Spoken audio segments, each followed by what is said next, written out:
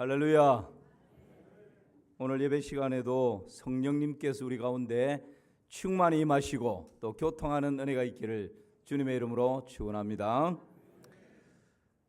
오늘 본문은 창세기 마지막 부분에 위치하고 있습니다. 그래서 이 부분을 창세기의 결론이다 그렇게 말을 하기도 합니다. 여러분, 창세기 마지막 결론 부분이 무엇입니까? 오늘 본문의 20절 말씀 같이 한번 보십니다. 시작. 당신들은 나를 헤아려 하였으나 하나님은 그것을 선으로 바꾸사 오늘과 같이 많은 백성의 생명을 구원하게 하시려 하셨나니. 요셉은 그 생애가 파란만장했습니다. 지금은 비록 총리의 자리에 앉아 있지만 요셉의 인생을 뒤돌아보면 참 파란만장했던 그러한 생애였습니다. 요셉이 그 자신의 인생을 돌이켜보면서 하는 고백이죠. 어떤 고백입니까? 인간은 악을 행하였을지라도 하나님께서는 그 악행조차도 선한 목적을 위해서 사용하신다는 것입니다. 여러분, 이 사실을 신뢰합니까? 이것이 오늘 설교의 핵심입니다. 하나님을 사랑하는 자, 그 뜻대로 부르심을 입은 자들에게는 모든 것이 합력하여 선을 이룬다 말씀하십니다. 이 하나님의 말씀이 여러분의 삶 가운데 열매로 맺어질 수 있기를 주님의 이름으로 축원합니다. 요셉의 생애를 통해서 그것을 알아보려고 합니다. 선으로 바꾸시는 하나님, 요셉의 옷 네 벌을 통해서 알아보려고 합니다. 여러분, 요셉의 인생을 파노라마로 쫙 펼쳐본다면 네 벌의 옷을 통해서 우리가 짐작할 수 있습니다. 첫 번째 옷은 채색 옷입니다. 아버지의 품에서 마음껏 아버지의 사랑을 독차지하며 살았던 채색 옷. 두 번째 요셉의 옷은 종의 옷입니다. 하루아침에 애국으로 팔려가서 자신의 의도와 상관없이 종의 옷을 입고 살아야 했습니다. 또 한 벌의 옷은 죄수의 옷입니다. 억울한 누명을 뒤집어 쓰고 감옥에 들어가서 죄수복을 입고 살아야 했습니다. 그것으로 모든 것이 끝나는가 했는데 하나님께서는 이 모든 과정들을 디딤돌로 삼아서 마침내 요셉에게 애굽 총리의 옷을 입혀 주시는 것입니다. 채색 옷, 종의 옷, 죄수의 옷, 총리의 옷. 요셉의 인생 파노라마를 이 네 벌의 옷을 통해서 하나님께서 어떻게 그 손길을 아름답게 요셉의 인생을 가꾸어 가셨는지 그것을 함께 나누어 보려고 합니다. 먼저는 종의 옷입니다.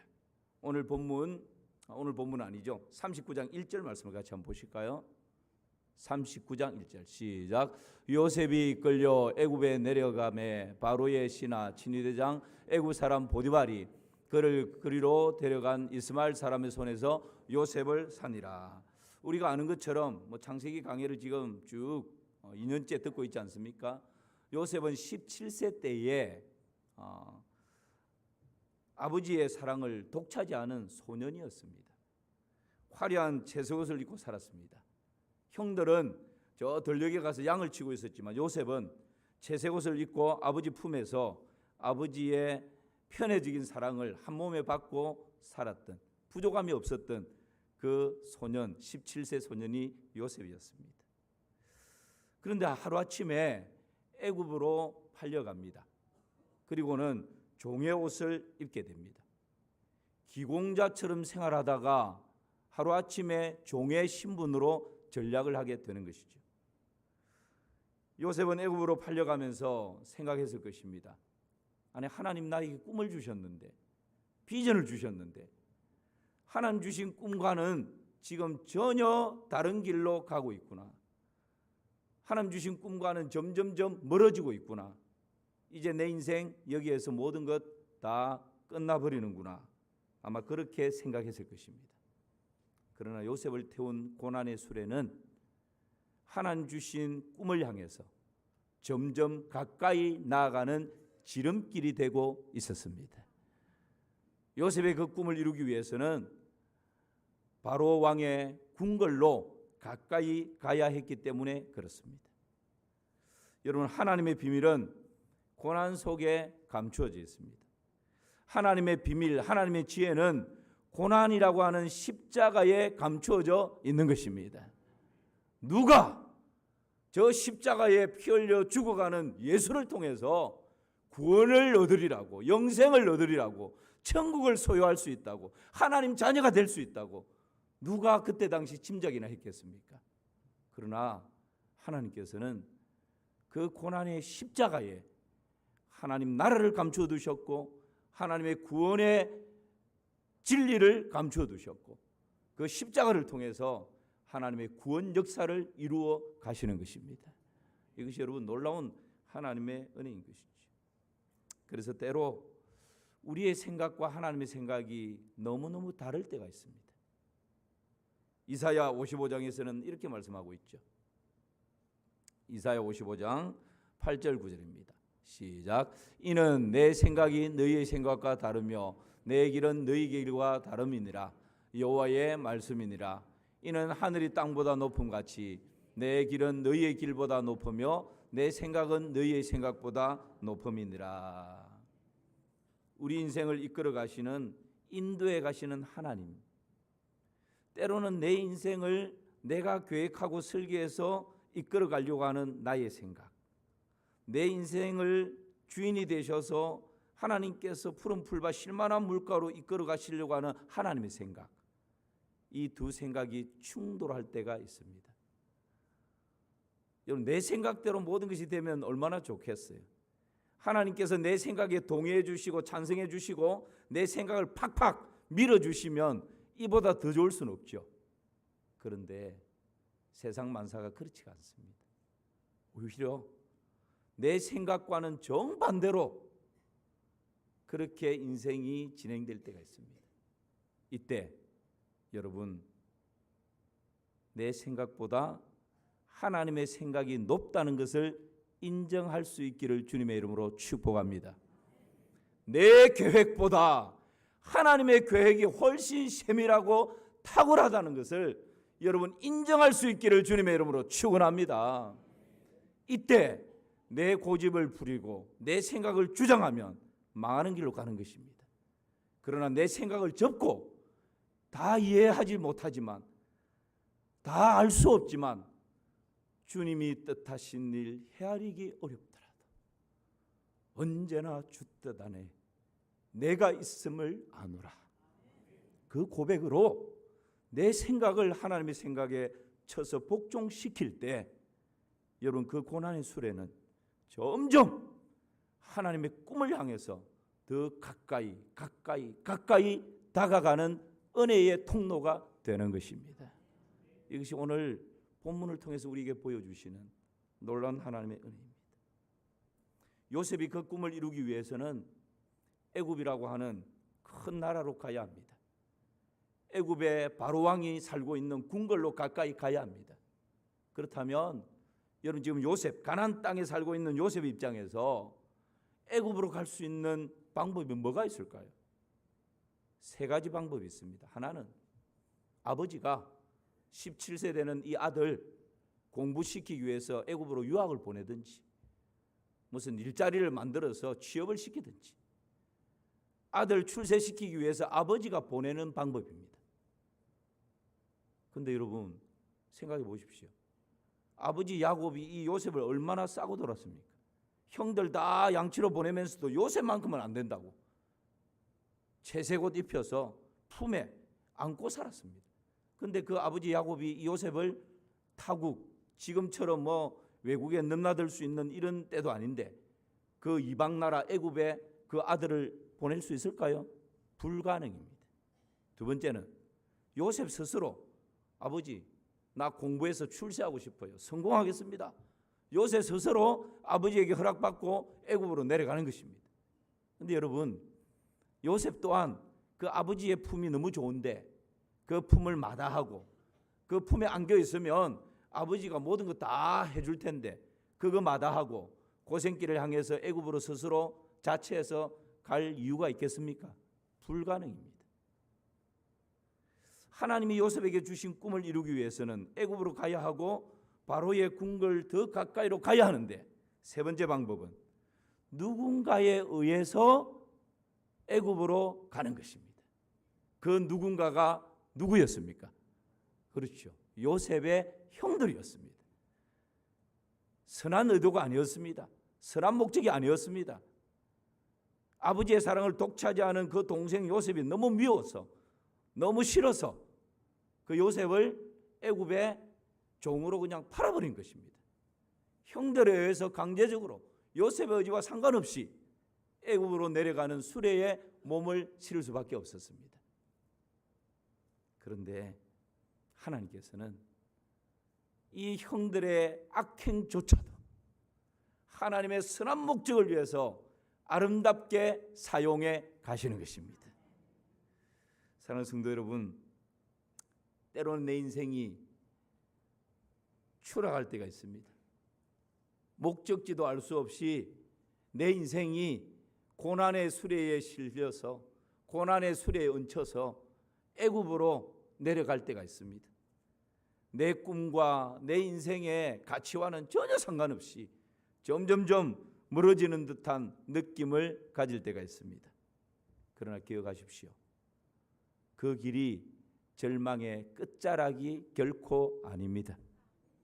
우리가 그런 가운데서도 하나님을 바라볼 때 하나님께서는 오히려 그 길을 하나님의 꿈과 하나님의 비전을 이루는 지름길로 만들어 주시는 것입니다.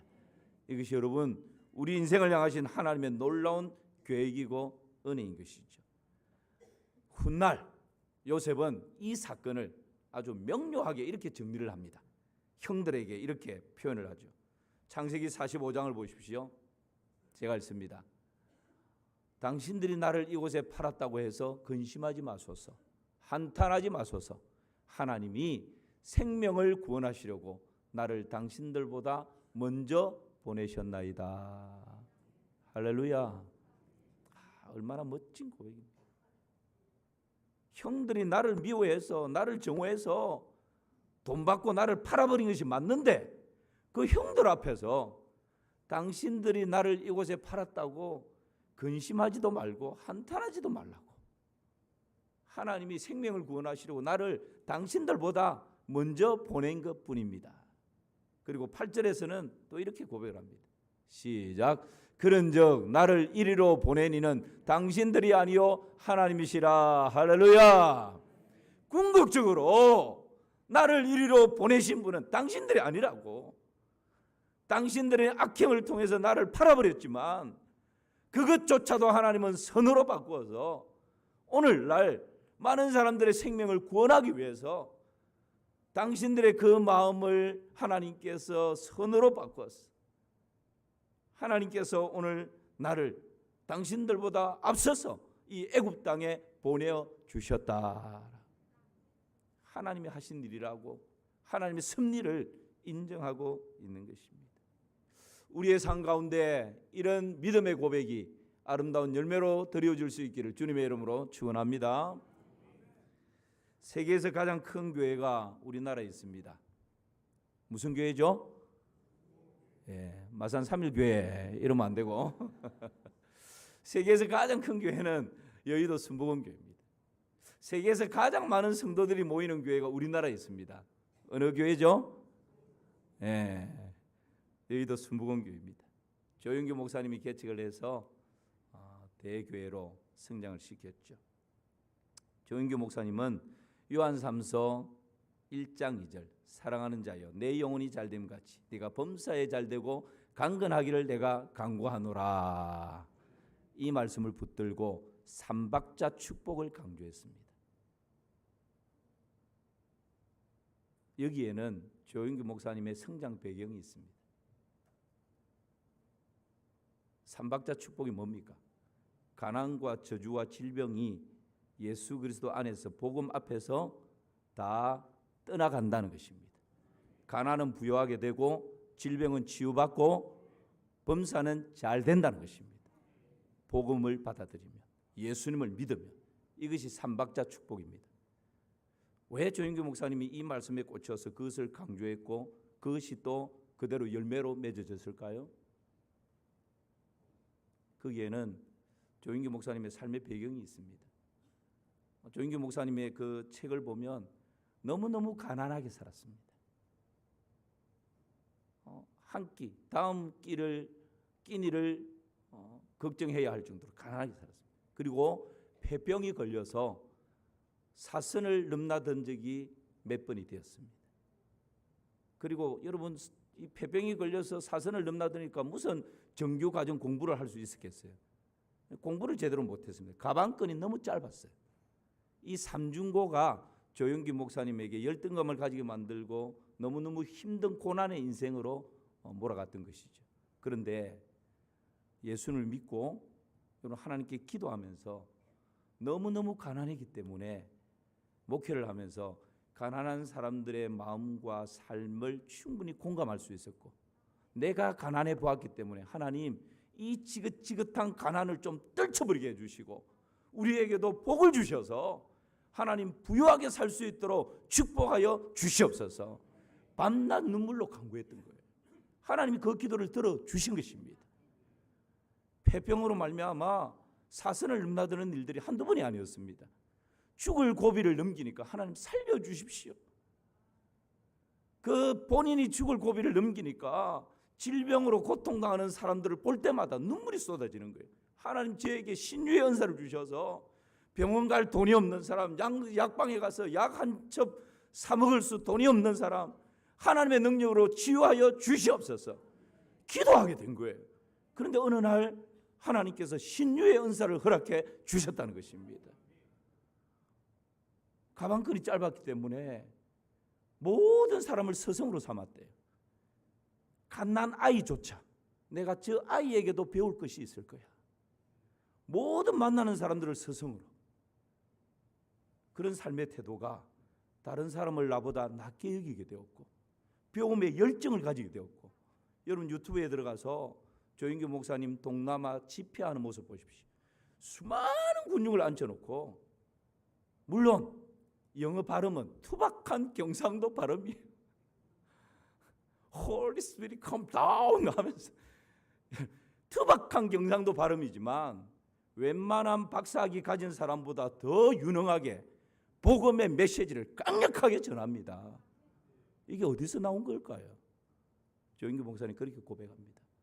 내가 너무너무 가난했기 때문에, 내가 질병으로 죽을 고비를 너무너무 많이 넘겼기 때문에, 내가 평생 가방끈 짧은 게 한이었기 때문에 오히려 그것이 내가 지금 조용기 목사가 될 수 있었던 디딤돌이 되었다라고. 사랑하는 성도 여러분, 때때로 우리가 예상치 못한 고난과 환난이 우리의 삶을 짓누릅니까? 내 앞에 걸림돌처럼 놓여집니까? 하나님을 바라볼 때 그것은 걸림돌이 아니라 내 인생의 디딤돌로 바꾸어 주시는 줄 믿습니다. 이것이 여러분 선으로 바꾸시는 하나님의 은혜입니다. 두 번째는 예수의 옷입니다. 창세기 39장 20절 말씀 보시면 이런 말씀이 있죠. 시작. 이에 요셉의 주인이 그를 잡아 옥에 가두니 그 옥은 왕의 죄수를 가두는 곳이었더라. 요셉이 옥에 갇혀서나 종의 옷을 입고 애굽의 바로 왕의 경호 대장격인 보디발의 집으로 들어갔지 않습니까? 그곳에서 가정 총무로서의 역할을 합니다. 그런데 그 보디발의 아내 이 마나님이 준수한 요셉을 집요하게 욕을 합니다. 나중에는 그 마나님이 뜻대로 되지 않으니까 이 종이 나를 겁탈하려고 했다라고 하는 누명을 뒤집어 씌워서 요셉을 감옥에 가두어 버립니다. 여러분 얼마나 억울합니까? 얼마나 원통합니까? 얼마나 절망의 그림자가 짙게 드리워집니까? 그런데 이 사건조차도 하나님의 섭리 가운데 있었던 것입니다.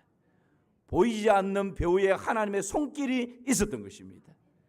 하나님이 요셉에게 꿈을 주셨고 그 꿈이 이루어지기 위해서는 여러분 이 감옥이라고 하는 3년의 세월이 요셉에게는 필수 코스였던 것입니다. 왜 그랬을까요? 이 감옥이 요셉에게 주는 의미는 세 가지로 볼 수 있습니다. 하나는 가장 안전한 장소였습니다. 제가 언젠가 말씀드렸죠. 여러분, 요셉은 종입니다. 보디발의 아내는 주인입니다. 그때 당시 종은 주인의 말 한마디에 생사가 왔다 갔다 할 수 있습니다. 그 주인이 요셉을 끊임없이 유혹하는데 한 번, 두 번 거절할 수 있지만 그 유혹을 버텨낼 재간이 있겠습니까? 그런데 이 하나님이 열받아서 나를 겁탈했다고 하는 누명을 씌우고 요셉을 옥에 가두어 버리니, 여러분, 요셉은 지금까지 지켜왔던 순결과 고결함을 감옥이라고 하는 장소에 들어가서 끝까지 지켜나갈 수 있었던 것입니다. 이 유혹의 손길로부터 가장 보호받을 수 있는 안전한 장소가 바로 이 감옥이었던 것이지요. 두 번째는 이 감옥이 주는 의미가 뭡니까? 자막 띄워보세요. 실력을 키우는 학교였습니다. 여러분, 만약에 이 요셉이 한 3년 후면 하나님의 교회 가운데 총리의 옷을 입게 될 텐데, 지금 여기에서 바로 총리가 된다면, 여러분, 총리 자리를 임명을 한다고 바로 그 총리의 임무를 수행할 수 있겠습니까? 저보고 대통령이 그럴 리가 없겠지만 총리로 임명할 테니까 총리의 일을 수행하세요라고 한다고 제가 여러분 총리 자리에 앉아가지고 뭘 할 수 있겠어요? 그 자리에 합당한 지식과 실력과 견문과 모든 것이 갖추어져야죠. 요셉이 들어갔던 이 감옥은 왕의 척건들이 갇혀 있는 감옥이었습니다. 술 맡은 관원장, 떡 굽는 관원장, 왕의 최측근이죠.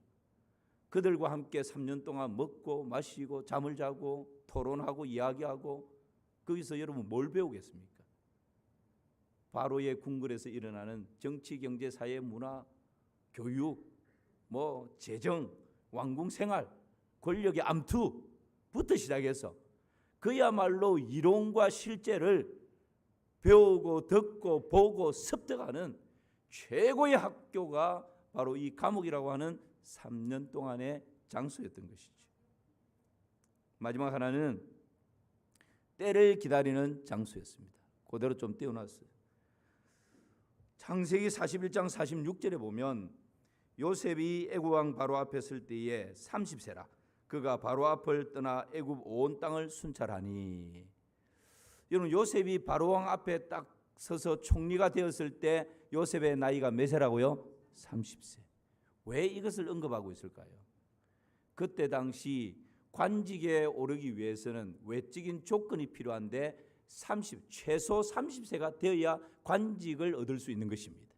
우리나라도 마찬가지죠. 여러분, 우리 교회도 항존직으로 이렇게 후보가 되기 위해서는 몇 세부터 몇 세까지 연령이 있습니다. 그와 마찬가지로 이때 당시 애굽의 관직을 얻기 위해서는 최소 30세가 되어야 자격이 주어지는 것입니다. 여러분, 요셉이 이 감옥 3년 동안의 생활을 통해서 외적인 자격을 충족시킬 수 있는 그 때를 기다리는 장소가 바로 이 감옥이었던 거죠. 이 감옥은 가장 안전한 장소였고 실력을 키우는 장소였고 때를 기다리는 장소였습니다. 여러분, 그냥 보면 너무 억울한 장소고, 그냥 보면 너무 한탄스러운 장소고, 절망의 그림자가 짙게 드리울 수밖에 없는 그러한 장소였지만, 하나님의 섭리 가운데에서 이 장소야말로 요셉에게는 안전한 장소, 실력을 키우는 장소, 외적인 충족을 할 수 있는 때를 기다리는 그런 장소가 바로 이 감옥이었다라는 것입니다. 그러므로 때때로 우리에게 억울함이 밀려올 때 여러분 너무 한탄하지 마시고 원통해하지 마시고 그 억울함조차도 선으로 바꾸어 가시는 하나님의 아름다운 손길을 기대할 수 있기를 주님의 이름으로 축원합니다. 탈무드에 보면 이런 이야기가 나옵니다. 나그네 한 사람이 작은 마을에 도착을 했는데 그 말은 인심이 흉흉해요. 나그네가 하룻밤 좀 지나고 싶다고 이 집에 들리고 저 집에 들렸지만 그 나그네를 받아주는 집이 아무도 없었습니다. 그래서 이 나그네가 마을 밖에 텐트를 치고 하룻밤을 거기에서 지냅니다. 잠이 오지 않아서 조그마한 등불을 켜고 토라를 읽으려고 이렇게 폈는데 갑자기 바람이 휙 불더니 등불을 꺼져버립니다. 조금 있다가 보니까 여우 소리가 휙 나는데 아침을 알려주던 닭이 그 여우 소리에 그냥 달아나 버렸습니다. 설상가상으로 짐을 운반하던 나귀가 또 짐승 소리 때문에 달아나 버렸습니다. 그러니까 등불은 꺼져버리고 닭이 달아나고 나귀도 달아나 버리고 모든 것을 다 잃어버린 거지. 너무 실망스러웠습니다. 잠이 오지 않아서 뒤척이다가 밤 늦게야 잠이 들었습니다.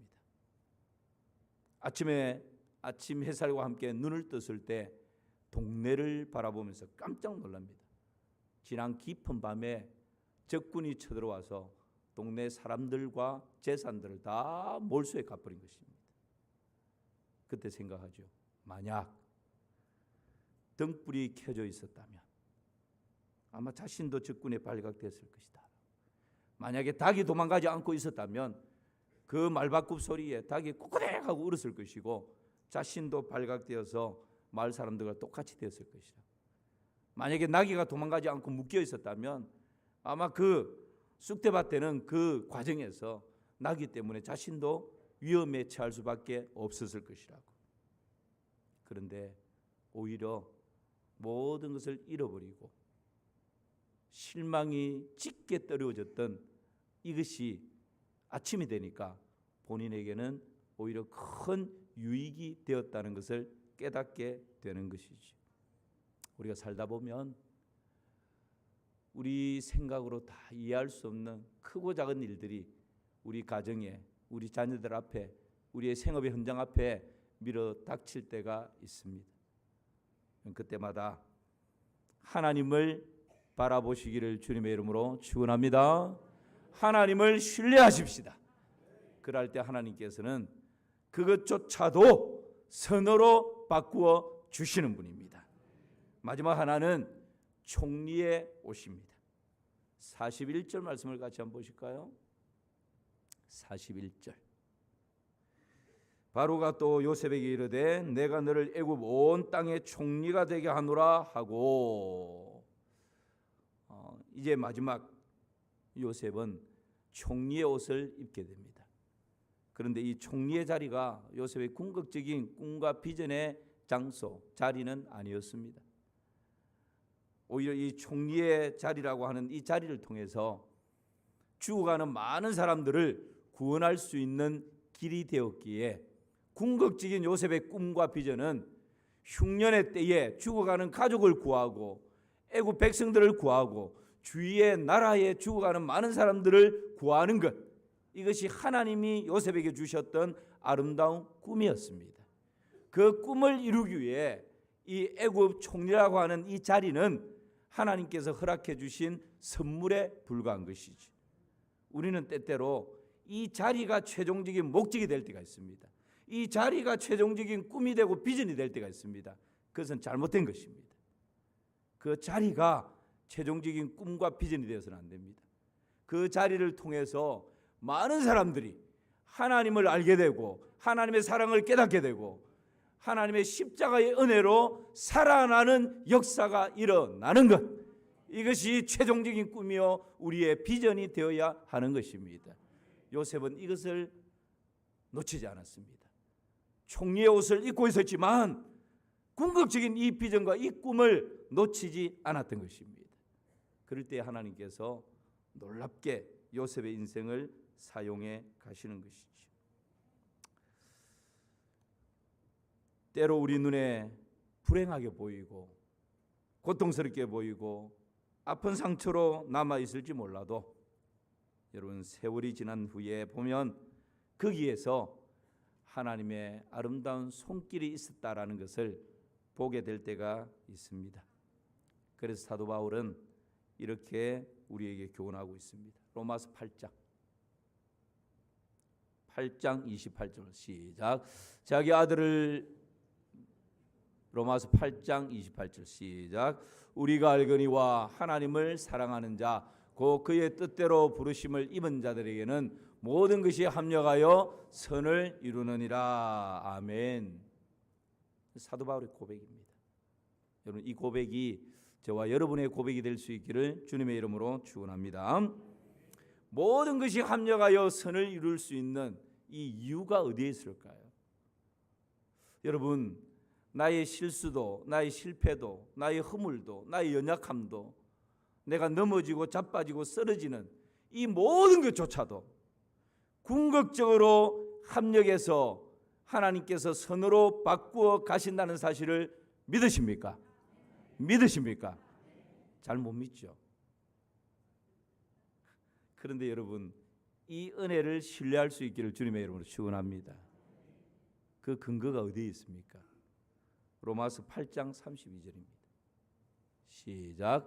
자기 아들을 아끼지 아니하시고 우리 모든 사람을 위하여 내주시니가 어찌 그 아들과 함께 모든 것을 우리에게 주시지 아니하겠느냐. 할렐루야. 하나님은 우리를 사랑하십니다.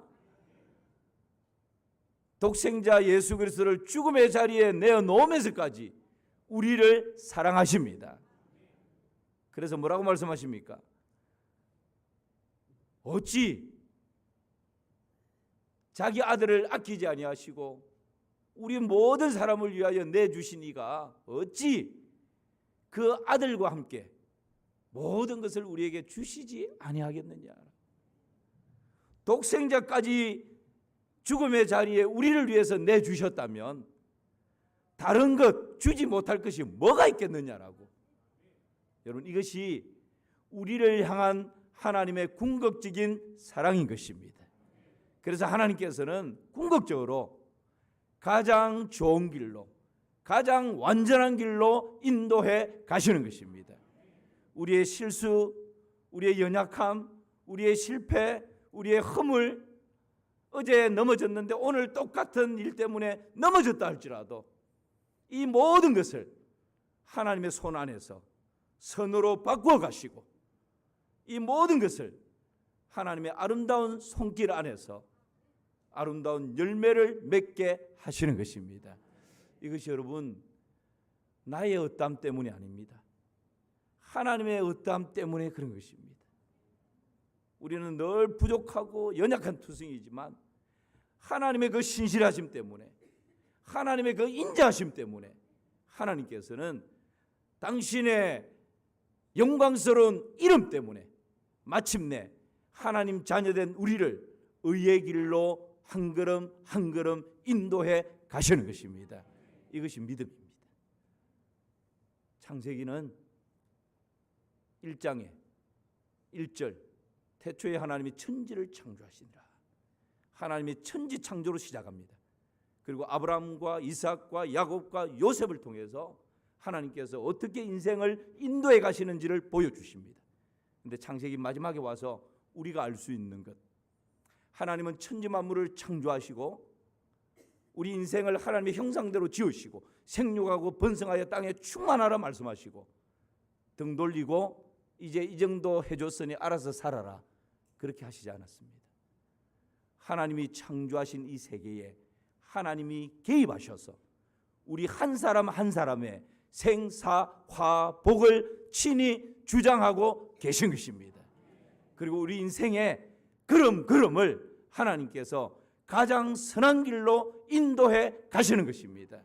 이것이 여러분 창세기에서 보여주시는 하나님의 아름다운 손길입니다.